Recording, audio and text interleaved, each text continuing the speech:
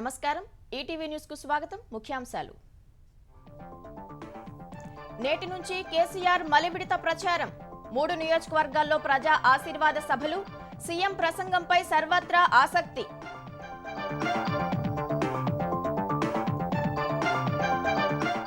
కాంగ్రెస్ అభ్యర్థుల ఎంపికపై కొలిక్కిరాని చర్చలు మరో 35 స్థానాలపై స్పష్టత ఇవాళ తుది నిర్ణయం తీసుకునే అవకాశం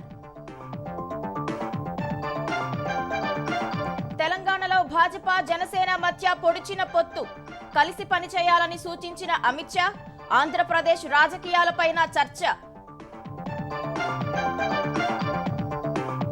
ఏపీలో పింఛన్కు ఓటరు గుర్తింపు కార్డు లేదా పాస్పోర్ట్ కొత్త దరఖాస్తులకు నిబంధనలు వైకాపాకు లబ్ధి చేకూర్చేనందుకనని విమర్శలు స్కిల్ కేసులో చంద్రబాబు బెయిల్ పిటిషన్పై శుక్రవారం విచారణ వైద్య నివేదికలు అందించాలని జైలు అధికారులకు ఏపీ హైకోర్టు ఆదేశం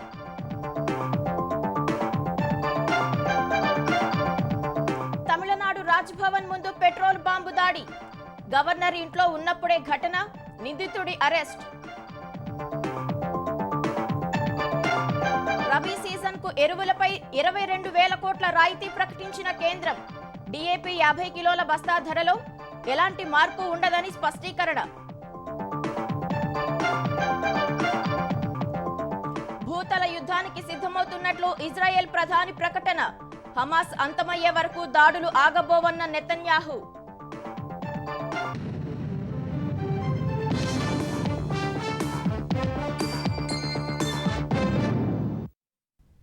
భారాస అధినేత కేసీఆర్ రెండో విడత ప్రచారం నేడు ప్రారంభం కానుంది. అచ్చంపేట, వనపర్తి, మునుగోడులో ఇవాళ గులాబీ దళపతి ప్రజా ఆశీర్వాద సభలు జరగనున్నాయి. రోజుకు 2-3 నియోజకవర్గాల్లో కేసీఆర్ పర్యటించనున్నారు. నేటి నుంచి నవంబర్ 9 నుంచి 35 సభల్లో ఆయన పాల్గొననున్నారు. కేసీఆర్ భరోసా పేరిట మేనిఫెస్టోను ప్రజల్లోకి మరింత బలంగా తీసుకెళ్లేందుకు గులాబీ పార్టీ కసరత్తు చేస్తోంది.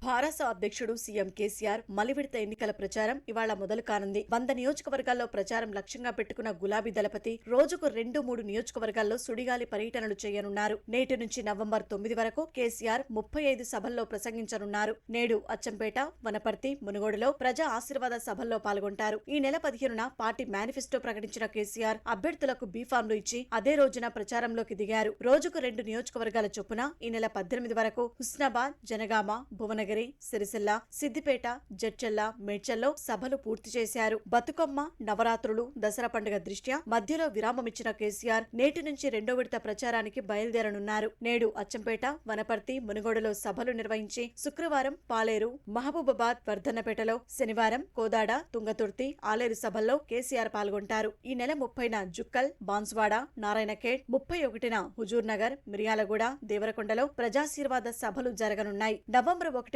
సత్తుపల్లి, ఇల్లందు, 2న నిర్మల్, బాల్కొండ, ధర్మపురి, 3న భైన్సా, ఆర్మూర్, కోరుట్లలో కేసీఆర్ సభలు నిర్వహిస్తారు. నవంబర్ 5న కొత్తగూడెం, ఖమ్మం, 6న గద్వాల, మక్తల్, నారాయణపేట, 7వ తేదీన చెన్నూరు, మంథని, పెద్దపల్లి, 8న సిర్పూర్, ఆసిఫాబాద్, బెల్లంపల్లిలో కేసీఆర్ ప్రచార సభల్లో ప్రసంగించనున్నారు. నవంబర్ 9న గజ్వేల్, కామారెడ్డిలో కేసీఆర్ నామినేషన్లు వేస్తారు. అదే రోజున కామారెడ్డి బహిరంగ సభలో ప్రసంగిస్తారు. ప్రజాశీర్వాద సభలకు భారాస భారీగా జన సమీకరణ చేస్తోంది. ప్రతి సభకు కనీసం 1,00,000 మందిని తరలించేలా లక్ష్యంగా పెట్టుకుంది. కేసీఆర్ ఏ అంశాలను ప్రధానంగా ప్రస్తావిస్తారనే ఆసక్తి భారాస శ్రేణుల్లో నెలకొంది. రెండో విడత ప్రచారం ప్రసంగాల్లో మరింత దూకుడు పెంచుతారని గులాబీ పార్టీ వర్గాలు అంచనా వేస్తున్నాయి. కాంగ్రెస్, భాజపా జాతీయ నేతలు సైతం రానున్నందున కేసీఆర్ వాడివేడి అస్త్రాలతో వాగ్బాణాలు వదిలే అవకాశం ఉందని అంచనా వేస్తున్నారు. మరోవైపు కేసీఆర్ భరోసా పేరుతో ఎన్నికల మేనిఫెస్టోను ప్రజల్లోకి విస్తృతంగా తీసుకెళ్లేందుకు భారాస కసరత్తు చేస్తోంది. మేనిఫెస్టోలోని ప్రతి అంశాన్ని కేసీఆర్ భరోసాగా చెబుతూ ఇంటింటికి ప్రచారం చేయనున్నారు. ప్రధానంగా 17 కేసీఆర్ భరోసాలను ప్రజలకు వివరించనున్నారు. అభ్యర్థుల పాదయాత్రలు, ఇంటింటి ప్రచారంతో పాటు సామాజిక మాధ్యమాల ద్వారా ప్రచారం మరింత ముమ్మరం చేసేందుకు ప్రణాళికలు చేస్తోంది. పొరపాటున కాంగ్రెస్ పార్టీ అధికారంలోకి వస్తే తెలంగాణ నాశనమవడం ఖాయమని భారాస కార్యనిర్వాహక అధ్యక్షుడు కేటీఆర్ వ్యాఖ్యానించారు. కష్టపడి సాధించుకున్న తెలంగాణ కేసీఆర్ నాయకత్వంలో అన్ని రంగాల్లో అభివృద్ధి పథంలో పయనిస్తోందని చెప్పారు. పెద్దపల్లి జిల్లా నుంచి పలువురు నేతలు తెలంగాణ భవన్లో భారాసలో చేరారు. కర్ణాటకలో అధికారం చేపట్టిన కాంగ్రెస్ 5 గంటల కరెంటు మాత్రమే ఇస్తోందని కేటీఆర్ అన్నారు. కాంగ్రెస్ గెలిస్తే తెలంగాణకు 3 గంటల కరెంటే దిక్కవుతుందని హెచ్చరించారు. భారాస మేనిఫెస్టోను గడప గడపకు తీసుకెళ్లాలని కేటీఆర్ పార్టీ శ్రేణులకు పిలుపునిచ్చారు. కోసం తెచ్చుకున్నాం, తెలంగాణ ఇంత కష్టపడి మంచిగా చేసుకుంటందుకు తెచ్చుకున్నాం. అందరూ బాగా కావాలని తెచ్చుకున్నాం. కరెంటు బాగా చేసుకున్నాం, మంచిలు బాగా చేసుకున్నాం, సాగునీరు బాగా చేసుకున్నాం, సంక్షేమం అద్భుతంగా చేసుకుంటా ఉన్నాం. ఇన్ని చేసుకున్నాం. ఇవాళ మళ్ళా ఆ దొంగల చేతుల్లో పెడితే, ఇవాళ ఆ దగుల్బాజీ కాంగ్రెస్ పార్టీ చేతుల్లో పెడితే నాశనం అవుతుంది, తెరలుతెరలవుతుంది. ఈ మాట మర్చిపోకుండ్రి. ఎందుకంటే వాళ్ళు కొత్తోళ్ళు కాదు, కొత్త రూపాలలో రావచ్చు. గదే పాత పార్టీ, కొత్త సీసాలో పాత సారా అన్నట్టు గదే తప్ప కొత్తదనం ఏం లేదనలా. 11 సార్లు మోకాయిస్తే బార్ దోకా. ఈ రోజు కూడా మళ్ళా కొత్తేశం వేసుకొని బౌరూపులేశాలు వేసుకొని ఎన్ని మాటలు మాట్లాడినా వాళ్ళ డిఎన్ఏ గదే. తెలంగాణ కాంగ్రెస్ అభ్యర్థుల ఎంపికపై సుదీర్ఘ కసరత్తు కొనసాగుతున్నా కొలికి రావడం లేదు. మొదటి జాబితాలో ఇప్పటికే 55 నియోజకవర్గాల్లో అభ్యర్థులను ప్రకటించగా మిగతా 64 నియోజకవర్గాలలో 35 స్థానాలపై స్పష్టత వచ్చినట్లు తెలుస్తోంది. మరో 29 స్థానాల్లో ఏకాభిప్రాయం కుదరక కాంగ్రెస్ కేంద్ర ఎన్నికల కమిటీ లోతైన కసరత్తు చేస్తోంది. ఇవాళ మరోసారి సమావేశం కానున్న సిఈసి అభ్యర్థుల ఎంపికపై తుది నిర్ణయం తీసుకునే అవకాశం ఉన్నట్లు తెలుస్తోంది. తెలంగాణ కాంగ్రెస్ లో మలివిడత అభ్యర్థుల ఎంపికపై తర్జన భర్జన కొనసాగుతోంది. మొదటి జాబితాలో ప్రకటించిన 55 నియోజకవర్గాలను పక్కన పెడితే మిగిలిన 64 స్థానాలకు అభ్యర్థుల ఎంపిక సంక్లిష్టంగా మారింది. ఒకే పేరుతో పాటు 2 పేర్లు ఉన్న స్థానాలను కేంద్ర ఎన్నికల కమిటీకి సిఫారసు చేయాలని నిర్ణయించినట్లు తెలుస్తోంది. బుధవారం కాంగ్రెస్ కేంద్ర ఎన్నికల కమిటీ సమావేశంలో 64 స్థానాలకు దాదాపు 5 గంటల పాటు కసరత్తు కొనసాగింది. ఇందులో 35 స్థానాల్లో అభ్యర్థుల ఎంపిక కొలిక్కి వచ్చినట్లు తెలుస్తోంది. మిగిలిన 29 నియోజకవర్గాల్లో పోటీదారుల ఎంపికలో కేంద్ర ఎన్నికల కమిటీ ఏకాభిప్రాయానికి రాలేకపోయినట్లు సమాచారం. ఇతర పార్టీల నుంచి వచ్చిన వారికి సీట్లు ఇవ్వడం వల్ల పార్టీలో ఉన్న నేతలకు అన్యాయం జరుగుతోందని ఉత్తమ్ కుమార్ రెడ్డి ప్రస్తావించగా, అభ్యర్థులు బలహీనంగా ఉన్న చోట్ల మాత్రమే బయటి నేతలకు టికెట్లు ఇస్తున్నట్లు టీపీసీసీ అధ్యక్షుడు రేవంత్ రెడ్డి చెప్పినట్టు తెలుస్తోంది. 29 నియోజకవర్గాల్లో టికెట్ ఆశిస్తున్న వారు సమఉజ్జులు కావడంతో కాంగ్రెస్ కేంద్ర ఎన్నికల కమిటీ ఎటూ తేల్చుకోలేని పరిస్థితి ఏర్పడింది. ప్రధానంగా గట్టి పోటీ ఉన్న స్థానాల్లో సూర్యాపేట, ఎల్బీ నగర్, మునుగోడు, ఇబ్రహీంపట్నం, భువనగిరి, అంబర్పేట, జూబ్లీహిల్స్, ఖైరతాబాద్, నిజామాబాద్ అర్బన్ నియోజకవర్గాలు ఉన్నట్లు సమాచారం. కేంద్ర ఎన్నికల కమిటీ సమావేశం తర్వాత కేసీ వేణుగోపాల్ నివాసంలో స్క్రీనింగ్ కమిటీ సభ్యులు మరోసారి సమావేశమయ్యారు. నిజామాబాద్ అర్బన్ టికెట్ కోరుతున్న టీపీసీసీ కార్యనిర్వాహక అధ్యక్షుడు మహేష్ కుమార్ గౌడ్ ను బుజ్జగించే ప్రయత్నం చేసినట్టు తెలుస్తోంది. ఈ స్థానాన్ని మైనారిటీలకు ఇవ్వాల్సి ఉండడంతో ప్రభుత్వం వచ్చిన తర్వాత సముచిత స్థానం కల్పించనున్నట్లు కేసీ వేణుగోపాల్ నేతృత్వంలో కమిటీ హామీ ఇచ్చినట్లు సమాచారం. ఉమ్మడి ఖమ్మం జిల్లాలో మధిర, భద్రాచలం నియోజకవర్గాలు మినహా 8 స్థానాలకు అభ్యర్థుల ఎంపిక నిలిచిపోయింది. దీనిపై సీఎల్పీ నేత భట్టి విక్రమార్క, పొంగులేటి శ్రీనివాసరెడ్డితో పాటు స్క్రీనింగ్ కమిటీ సభ్యులు ప్రత్యేకంగా సమావేశమయ్యారు. వామపక్షాలు అడుగుతున్న స్థానాలు కూడా ఖమ్మం జిల్లాలోనే ఎక్కువగా ఉండడంతో సుదీర్ఘంగా చర్చించక తప్పడం లేదు. సిపిఐ సీట్ల విషయంలో ఏకాభిప్రాయం కుదిరినప్పటికీ సిపిఎం కోరుతున్న సీట్లపై సంక్లిష్టత నెలకొన్నట్లు తెలుస్తోంది. పాలేరు, మిర్యాలగూడ 2 సీట్లు ఇవ్వాలని సిపిఎం పట్టుపట్టడంతో ఎంపిక ప్రక్రియలో పీఠముడి పడింది. కాంగ్రెస్ లోకి ఇతర పార్టీల నుంచి నేతల చేరికలు కొనసాగుతున్నాయి. రేపు హస్తం పార్టీలోకి రానున్నట్లు కోమటిరెడ్డి రాజగోపాల్ రెడ్డి ప్రకటించారు. వీటన్నింటినీ దృష్టిలో పెట్టుకుని ఇవాళ సాయంత్రానికి అభ్యర్థుల ఎంపిక పూర్తయ్యే అవకాశమున్నట్లు తెలుస్తోంది. తెలంగాణలో భాజపా, జనసేన మధ్య పొత్తు పొడిచింది. వచ్చే అసెంబ్లీ ఎన్నికల్లో కలిసి పనిచేయాలని కిషన్ రెడ్డి, పవన్ కళ్యాణ్ కు భాజపా అగ్రనేత అమిత్ షా సూచించినట్లు తెలుస్తోంది. శుక్రవారం తన హైదరాబాద్ పర్యటనలోపు సీట్ల సర్దుబాటుపై అవగాహనకు రావాలని తెలిపినట్లు సమాచారం. ఇప్పటికే ఈ అంశంపై ఇరు పార్టీలు ప్రాథమిక అంచనాకు రాగా జనసేన 33 సీట్లు అడుగుతున్నట్లు తెలుస్తోంది. వచ్చే అసెంబ్లీ ఎన్నికల్లో తెలంగాణలో కలిసి పనిచేయాలని భాజపా రాష్ట్ర అధ్యక్షుడు కిషన్ రెడ్డి, జనసేన అధ్యక్షుడు పవన్ కళ్యాణ్లకు కేంద్ర హోంమంత్రి అమిత్ షా సూచించారు. ఇప్పటికే ఈ అంశంపై ప్రాథమిక అవగాహనకు వచ్చిన ఇరు పార్టీల నేతలు బుధవారం సాయంత్రం అమిత్ షాను కలిసి సుమారు 40 నిమిషాల పాటు చర్చించారు. విశ్వసనీయ సమాచారం ప్రకారం తాను శుక్రవారం హైదరాబాద్ కు వస్తున్నానని, ఆ లోపు సీట్ల సర్దుబాటుపై ఒక అవగాహనకు రావాలని వారికి అమిత్ షా సూచించినట్లు తెలిసింది. అందుకు కిషన్ రెడ్డి, పవన్ కళ్యాణ్ అంగీకరించారు. అంతర్గతంగా పార్టీలో చర్చించుకొని ఎవరెక్కడ పోటీ చేయాలనుకుంటున్నది చెబుతామని వారు చెప్పినట్లు సమాచారం. జనసేన నాయకులు ఉమ్మడి హైదరాబాద్, మహబూబ్ నగర్, ఖమ్మం, నల్గొండ, మెదక్ జిల్లాల్లో 33 సీట్లు అడుగుతున్నట్లు తెలిసింది. భాజపా జాతీయ అధ్యక్షుడు జేపీ నడ్డాతో కిషన్ రెడ్డి, పవన్ కళ్యాణ్లు భేటీ కావాలనుకున్నా ఆయన మరో సమావేశంలో ఉండటంతో కలవలేకపోయారు. గతంలో పవన్ కళ్యాణ్తో హైదరాబాద్లో ప్రాథమికంగా చర్చించామని కిషన్ రెడ్డి తెలిపారు. పార్టీ జాతీయ నాయకత్వంతో మాట్లాడదామని పవన్ కళ్యాణ్ అనడం వల్లే ఆహ్వానించినట్లు తెలిపారు. మొదటిసారి నేను ఒకసారి హైదరాబాద్లో ప్రాథమికంగా ఒకసారి కలిశాము. ఆ రోజు కొద్దిసేపు చర్చించాము. ఈరోజు వారు పార్టీ జాతీయ నాయకత్వంతో మాట్లాడుతూ ఈరోజు వారు వచ్చారు. ఈరోజు జాతీయ నాయకత్వంతో మాట్లాడిన తర్వాత పూర్తి వివరాలు, పొత్తు వివరాలుగా నేను విషయాలు తెలుస్తాయి. ఇక్కడ ఎన్డీఏ భాగస్వామి ఎవరు మా పార్టీకి ఈరోజు? పవన్ కళ్యాణ్ గారు. కాబట్టి ఆ పరిధిలోనే ఈరోజు చర్చలు ఉంటాయి. మిగతా అన్ని కూడా ఆంధ్రలో చర్చ జరుగుతుంది. ఈ ఎన్డీఏ ఆయన భాగస్వామి కాబట్టి తెలంగాణలో ఆయన ముందుకు వచ్చాడు కాబట్టి ఈరోజు చర్చలు జరుగుతాయి. ఈ సమావేశంలో అమిత్ షా, పవన్ కళ్యాణ్లు ప్రత్యేకంగా ఆంధ్రప్రదేశ్ రాజకీయాల గురించి కూడా మాట్లాడుకున్నట్లు తెలిసింది. ఆ రాష్ట్రంలో నెలకొన్న ఇబ్బందికర పరిస్థితుల గురించి హోంమంత్రికి పవన్ కళ్యాణ్ వివరించగా ఆంధ్రప్రదేశ్ కు అన్ని రకాలుగా అనుకూలంగా ఉంటామని, రాష్ట్ర అభివృద్ధికి తప్పకుండా సహకరిస్తామని, కష్టపడి పనిచేయాలని ఆయన సూచించినట్లు సమాచారం. ఆంధ్రప్రదేశ్ లో తెలుగుదేశంతో జనసేన కలిసి వెళ్తున్న విషయం అమిత్ షా వద్ద చర్చకు రాలేదని, తెలంగాణలో కలిసి పనిచేసే విషయం మాత్రమే చర్చకు వచ్చినట్లు తెలిసింది. ఆంధ్రప్రదేశ్లో కొత్తగా పింఛను కోసం దరఖాస్తు చేసుకోవాలంటే ఇకపై ఓటరు ఐడి కార్డు ఇవ్వాల్సిందే, లేదా పాస్పోర్ట్ వివరాలైనా ఇవ్వాలి. అయితే దీనిపై ఎలాంటి అధికారిక ఉత్తర్వులు ఇవ్వని జగన్ ప్రభుత్వం సంబంధిత పోర్టల్లో మార్పు చేసింది. సామాజిక మాధ్యమాల ద్వారా సిబ్బందికి ఆదేశాలు జారీ చేసింది. ఇప్పటి వరకు లేని నిబంధనలను ఇప్పుడు కొత్తగా చేర్చడంపై పలు అనుమానాలు రేకెత్తుతున్నాయి. సార్వత్రిక ఎన్నికలు సమీపిస్తున్న తరుణంలో సామాజిక భద్రతా పింఛన్ల అర్హతకు ప్రభుత్వం కొత్త నిబంధనలు తీసుకొచ్చింది. ఓటర్ కార్డు, పాస్పోర్టుతో లంకెపెట్టింది. ఇకపై కొత్తగా పింఛనుకు దరఖాస్తు చేసుకునే వారికి నివాస ధృవీకరణ కోసం వీటిని తప్పనిసరిగా సేకరించాలని స్పష్టం చేసింది. ఈ మేరకు పింఛను వెబ్ పోర్టల్లో మార్పులు చేసింది. ఇప్పటి వరకు దరఖాస్తుదారుల వయస్సు, చిరునామా ధృవీకరించేందుకు ఆధార్ కార్డును ప్రామాణికంగా తీసుకుంటున్నారు. దీన్ని కొనసాగిస్తూనే 4 రోజుల క్రితం ఓటర్ ఐడి, పాస్పోర్టును తప్పనిసరి చేస్తూ గ్రామ వార్డు సచివాలయాలకు సమాచారాన్ని పంపారు. అయితే దీనిపై అధికారిక ఉత్తర్వులు ఇవ్వకుండా కేవలం సామాజిక మాధ్యమాల ద్వారా సమాచారం పంపినట్లు తెలుస్తోంది. ఎన్నికలకు మరో 5 నెలలు మాత్రమే గడువున్న నేపథ్యంలో పింఛను లబ్ధి పేరుతో ప్రభుత్వం దరఖాస్తుదారుల ఓటర్ ఐడి నంబర్లను సేకరించే ప్రయత్నం చేస్తోందనే విమర్శలు వినిపిస్తున్నాయి. ఇప్పటికే రాష్ట్రంలోని చాలా నియోజకవర్గాల్లో దొంగ ఓట్ల చేరికలు, ప్రతిపక్ష పార్టీల సానుభూతిపరుల ఓట్ల తొలగింపు, ఇష్టానుసారంగా పోలింగ్ బూత్ల మార్పుపై ఎన్నికల సంఘానికి భారీగా ఫిర్యాదులు అందుతున్నాయి. ఇప్పుడు చడీ చప్పుడు లేకుండా, అధికారికంగా ఎలాంటి ఉత్తర్వులు ఇవ్వకుండా తెరచాటుగా పోర్టల్లో మార్పులు చేయడంపై అనుమానాలు వ్యక్తమవుతున్నాయి. ఓటరు ఐడి సేకరణ ద్వారా వైకాపాకు అనుకూలంగా ఓటేయాలని లబ్ధిదారులపై ఒత్తిడి చేయబోతున్నారా అనే అనుమానాలు వ్యక్తమవుతున్నాయి. అలా వేస్తేనే పింఛను ఇస్తామని వారికి అన్యాపదేశంగా సమాచారం ఇవ్వబోతున్నారా? లేకపోతే 4.5 పాటు అవసరం రాని ఓటరు ఐడి వివరాల సేకరణను ప్రభుత్వం ఎన్నికల ముందు ఎందుకు తెరపైకి తెచ్చిందని ప్రతిపక్షాలు ప్రశ్నిస్తున్నాయి. 18 ఏళ్లు నిండిన వారందరికీ ఓటర్ ఐడిని పోర్టల్లో నమోదు చేయాలని ప్రభుత్వం స్పష్టం చేసింది. 18 ఏళ్లలోపు వారికి మాత్రం ఆప్షనల్ అని పేర్కొంది.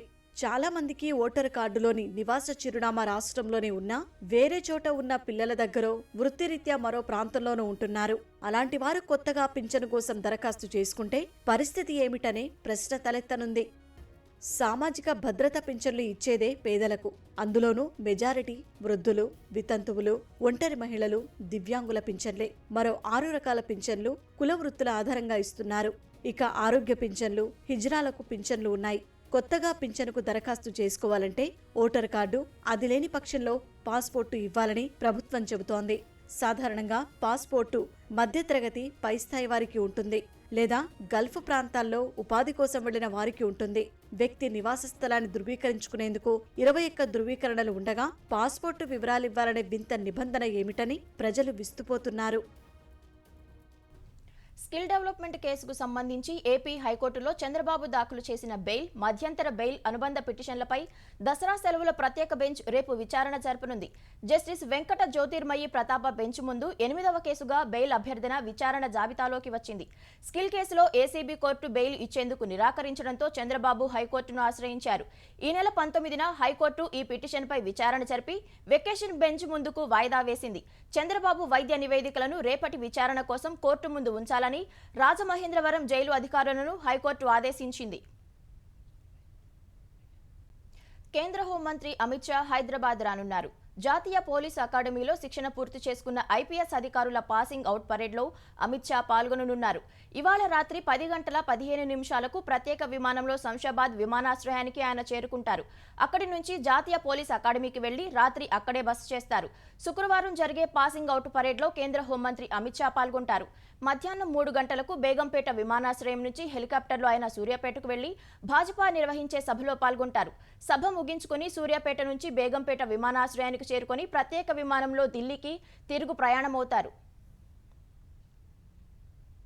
పర్చూరు ఓట్ల జాబితా తయారీలో అక్రమాలపై సీఈసీకి నివేదిక అందజేసినట్లు ఆంధ్రప్రదేశ్ ఎన్నికల ప్రధానాధికారి ముఖేష్ కుమార్ మీనా తెలిపారు. సీఐ, 3 ఎస్ఐల సస్పెన్షన్పై కేంద్ర ఎన్నికల సంఘానికి నివేదిక పంపామన్న ఆయన బాపట్ల ఎస్పీ వివరణను కూడా జత చేసినట్లు వెల్లడించారు. అయితే ఎమ్మెల్యే ఫిర్యాదు చేయడంతో పాటు హైకోర్టుకు వెళ్లేంత వరకు స్థానిక అధికారులు ఎందుకు స్పందించలేదనే ప్రశ్నలకు మాత్రం మీనా సమాధానం చెప్పలేదు. తటస్థులు, ప్రతిపక్ష పార్టీల సానుభూతి పరులు, మద్దతుదారుల ఓట్ల తొలగింపు కుట్రలో భాగస్వాములైన పోలీసుల సస్పెన్షన్, క్రమశిక్షణ చర్యలపై జారీ చేసిన నోటీసు వివరాలను పొందుపరిచామని మీనా వెల్లడించారు. ఓట్ల తొలగింపులో పాలుపంచుకున్న మహిళా పోలీసు బీఎల్ఓలపైన క్రమశిక్షణ చర్యలు చేపట్టామని, అభియోగాలు నమోదు చేశామని తెలిపారు. ఆ ఘటనపై బాపట్ల ఎస్పీ వివరణ కూడా తీసుకుని ఈసీకి నివేదించినట్లు ప్రకటన చేశారు. తమిళనాడు రాజ్భవన్ ముందు పెట్రోల్ బాంబులతో దాడి జరిగింది. ఓ దుండగుడు 2 పెట్రోల్ బాంబులను రాజ్భవన్ ప్రధాన గేటు ముందు విసిరాడు. ఈ ఘటనలో ఎలాంటి ప్రాణ, ఆస్తి నష్టం జరగలేదు. దాడి చేసిన నిందితుడిని పోలీసులు అరెస్టు చేసి స్టేషన్కు తరలించారు. నిందితుడి పేరు కరుక్క వినోద్ అని పోలీసులు తెలిపారు. అతడికి నేర చరిత్ర ఉందని, గతంలో ఓ పోలీస్ స్టేషన్తో పాటు రాజకీయ పార్టీ కార్యాలయం వద్ద పెట్రోల్ బాంబులు విసిరినట్లు పోలీసులు చెప్పారు. ఈ కేసులో 2 ఏళ్ల శిక్ష అనుభవించి ఇటీవలే జైలు నుంచి విడుదలైనట్లు వెల్లడించారు. On Sardar Patel Road, on which the Raj Bhavan is situated, a person tried to throw a bottle filled with petrol by lighting it. The alert security personnel immediately saw the person in this suspicious mode and they rounded him up. And before they could catch him, he threw one of the bottles which landed near the barricades placed in front of the main gate. Inquiry is going on. Today also it seems on inquiry that he was drunk in the morning and as of now, the security is foolproof and proper in front of Raj Bhavan and surrounding areas. Ayodhya Rama మందిర ప్రారంభోత్సవానికి ప్రధాని నరేంద్ర మోదీకి రామ జన్మభూమి తీర్థ trust నుంచి అధికారిక ఆహ్వానం అందింది. వచ్చే ఏడాది జనవరి 22న రామ మందిర ప్రారంభోత్సవ కార్యక్రమానికి హాజరు కావాలంటూ ట్రస్ట్ సభ్యులు ప్రధాని ఇంటికెళ్లి ఆహ్వానం అందించారు. ఆ రోజున ఆలయ గర్భగుడిలో రామ్లల్లా విగ్రహాన్ని ప్రతిష్ఠించనున్నట్లు ట్రస్ట్ ప్రధాన కార్యదర్శి చంపత్ రాయ్ వెల్లడించారు. ఈ ఆహ్వానంపై మోదీ సంతోషం వ్యక్తం చేశారు. ఇలాంటి చరిత్రాత్మక సందర్భానికి సాక్ష్యంగా ఉండటం తనకు లభించిన అదృష్టమని తెలిపిన ప్రధాని ఇది ఎంతో భావోద్వేగంతో నిండిన రోజని వివరించారు. ఇది తనకు లభించిన ఆశీర్వాదమని ఎక్స్లో పోస్టు చేశారు. జమిలీ ఎన్నికల సాధ్యాల పరిశీలనకు మాజీ రాష్ట్రపతి రామ్నాథ్ కోవింద్ నేతృత్వంలో ఏర్పాటైన కమిటీతో న్యాయ కమిషన్ అధ్యక్షుడు రితురాజ్ అవస్థి భేటీ అయ్యారు. కమిషన్ సభ్యులు కొందరు కూడా ఈ భేటీలో పాల్గొన్నారు. దేశంలో ఏకకాల ఎన్నికలను ఎలా నిర్వహించాలన్న దానిపై న్యాయ కమిషన్ అభిప్రాయాలను తెలుసుకునేందుకు కోవింద్ కమిటీ ఈ భేటీకి ఆహ్వానించింది. ఈ సందర్భంగా న్యాయ కమిషన్ సవివరణ ప్రజెంటేషన్ ఇచ్చింది. సలహాలు, సూచనలను అందించింది. సమావేశంలో రాజ్యాంగ సవరణలపై సుదీర్ఘ చర్చ జరిగినట్లు సమాచారం. 2029లో లోక్సభతో కలిపి అసెంబ్లీలకు కొన్నింటి గడువును పొడిగించడం, తగ్గించడం ద్వారా జమిలీ ఎన్నికల నిర్వహణపై న్యాయ కమిషన్ కసరత్తు చేస్తోంది. ప్రస్తుత 2023-24 రబీ సీజన్కు ఫాస్ఫరస్, పొటాషియం ఎరువులపై కేంద్రం 22,303 కోట్ల రాయితీని ప్రకటించింది. డీఏపీ 50 కిలోల బస్తా ధరలో మార్పులు ఉండవని, ప్రస్తుతం కొనసాగుతున్న 1,350 రూపాయలకే రైతులకు అందించాలని ప్రధాని నరేంద్ర మోదీ నేతృత్వంలో మంత్రిమండలి నిర్ణయం తీసుకుందని కేంద్ర మంత్రి అనురాగ్ ఠాకూర్ వెల్లడించారు. నైట్రోజన్, ఫాస్ఫరస్, పొటాషియం ఎరువులు బస్తాకు 1,470 రూపాయలుగా పాత ధరలకే లభ్యమవనున్నాయి. సింగిల్ సూపర్ ఫాస్ఫేట్ బస్తా ధర సుమారు 500గా ఉండనుంది. ఎంఓపీ ధర 1,700 నుంచి 1,655కు తగ్గనుంది. కిలో నత్రజనిపై 47 రూపాయలు, కిలో ఫాస్ఫరస్పై 20.82 పైసలు, కిలో పొటాష్పై 2.38 పైసలు, కిలో సల్ఫర్పై 1.89 పైసలను పోషక ఆధారిత రాయితీగా కేంద్రం నిర్ణయించింది. రక్త మార్పిడి చేసే సమయంలో నిర్లక్ష్యం వల్ల 14 మంది చిన్నారుల జీవితాలను ప్రమాదంలో పడేసింది. ఉత్తరప్రదేశ్లోని కాన్పూర్కు చెందిన లాలా లజపతిరాయ్ ఆసుపత్రిలో కలుషిత రక్తం ఎక్కించడం వల్ల హెచ్ఐవి, హెపటైటిస్ బి-సి సోకినట్లు వైద్యులు వెల్లడించారు. తలసేమియాతో బాధపడుతున్న చిన్నారులకు ఎప్పటికప్పుడు రక్త మార్పిడి అవసరం. ఈ క్రమంలో రక్త మార్పిడి చేయించుకున్న వారిలో 7గురికి హెపటైటిస్ బి, 5గురికి హెపటైటిస్ సి, 2కి హెచ్ఐవి సోకినట్లు వైద్యులు గుర్తించారు. ఇప్పటికే తలసేమియాతో బాధపడుతున్న వీరికి ఈ వైరస్లు మరింత ఇబ్బంది పెడతాయని వైద్యులు ఆందోళన వ్యక్తం చేస్తున్నారు. ఈ విషయంపై కాంగ్రెస్ అధ్యక్షుడు మల్లికార్జున ఖర్గే స్పందించారు. ఆరోగ్య వ్యవస్థను డబుల్ ఇంజన్ ప్రభుత్వం మరింత అనారోగ్యంగా మార్చిందని ఖర్గే యూపీ ప్రభుత్వాన్ని విమర్శించారు. కెనడాలో వీసా సర్వీసులను భారత్ పునః ప్రారంభించింది. ఖలిస్తానీ ఉగ్రవాది నిజ్జర్ హత్య అంశంపై ఇరు దేశాల మధ్య దౌత్య వివాదం తలెత్తిన తర్వాత భారత్ కెనడాలో వీసా సర్వీసులను నిలిపివేసింది. సుమారు నెల తర్వాత వీసా సేవలు ఇవాల్టి నుంచే ప్రారంభం కానున్నట్లు కేంద్ర ప్రభుత్వ వర్గాలు తెలిపాయి. కెనడా ఇటీవల తీసుకున్న చర్యలను పరిగణలోకి తీసుకుని భద్రతా పరిస్థితిని సమీక్షించాక వీసా సర్వీసులు ప్రారంభిస్తున్నట్లు పేర్కొన్నాయి. Entry, business, medical, conference visa సేవలు అందించనున్నట్లు ఒట్టావాలోని ఇండియన్ హైకమిషన్ ప్రకటన విడుదల చేసింది. ఈ చర్య ఇరు దేశాల మధ్య నెలకొన్న ఘర్షణ పరిస్థితులను తగ్గించే అవకాశాలున్నట్లు విశ్లేషకులు భావిస్తున్నారు. కెనడాలోని భారత దౌత్యవేత్తలకు భద్రత కల్పించడంలో ముందడుగు పడితే వీసా సర్వీసులు ప్రారంభమవుతాయన్న విదేశాంగ మంత్రి జయశంకర్ చెప్పిన కొన్ని గంటల్లోనే ఈ ప్రకటన వెలువడింది. ఇజ్రాయెల్ ఉనికి కోసం పోరాటం చేస్తుందని ఆ దేశ ప్రధాని నెతన్యాహు చెప్పారు. గాజాలోకి భూతల దాడుల కోసం సన్నాహాలు జరుగుతున్నాయని జాతిని ఉద్దేశించి చేసిన ప్రసంగంలో తెలిపారు. హమాస్ సైనిక పాలనా సామర్థ్యాలను నాశనం చేయడం, బందీలను తిరిగి స్వదేశానికి రప్పించడం తమ యుద్ధంలోని 2 ప్రధాన లక్ష్యాలని వివరించారు. తాము వేలాది మంది ఉగ్రవాదులను నిర్మూలించామని, ఇది ప్రారంభం మాత్రమేనని అన్నారు. భూతల దాడులు ఎప్పుడు ఎలా జరుగుతాయో తాను చెప్పబోనన్న ఆయన అందుకు సన్నాహాలు మాత్రం ప్రారంభమయ్యాయని అన్నారు. అక్టోబర్ 7న హమాస్ దాడులపై విచారణ ఎదుర్కోవడానికి తాను సిద్ధమేనన్న నెతన్యాహు, అయితే అది యుద్ధం పూర్తయిన తర్వాతే జరుగుతుందని తెలిపారు. ఇలాంటి సమయాల్లో ప్రజలంతా ఐక్యంగా ఉండాలని పిలుపునిచ్చారు. వైమానిక దాడులు, బాంబుల మోత, అరకొర వైద్య సౌకర్యాల మధ్యే గాజాలోని వైద్యులు అందిస్తున్న సేవలు ప్రశంసలు అందుకుంటున్నాయి. కళ్లు తెరవకుండానే తల్లి గర్భంలోనే అనంత వాయువుల్లో కలిసిపోవాల్సిన పసిగుడ్డుకు వైద్యులు ప్రాణం పోసిన ఘటన గాజాలో జరిగింది. ఖాన్ యూనిస్ పట్టణంపై ఇజ్రాయెల్ వైమానిక దళం మంగళవారం చేసిన దాడుల్లో ధ్వంసమైన ఓ ఇంట్లో గర్భిణి తీవ్రంగా గాయపడ్డారు. తీవ్ర రక్తస్రావంతో ప్రాణాపాయ స్థితిలో ఉన్న గర్భిణిని సహాయక బృందాలు సమీపంలోని ఆసుపత్రికి తరలించాయి. వైద్యులు అత్యవసరంగా సిజేరియన్ శస్త్రచికిత్స చేసి ఆమె కడుపులోని బిడ్డను కాపాడారు. శిశువు పూర్తి ఆరోగ్యంతో ఉన్నట్లు తెలిపారు. అనేక చోట్ల ఫ్రాక్చర్ అయిన గర్భిణికి అత్యవసర శస్త్రచికిత్స చేసినప్పటికీ ఆమె బతకలేదని తెలిపారు. ఆ గర్భిణి భర్త ఇదివరకే ఇజ్రాయెల్ జరిపిన దాడిలో చనిపోయినట్లు అధికారులు తెలిపారు.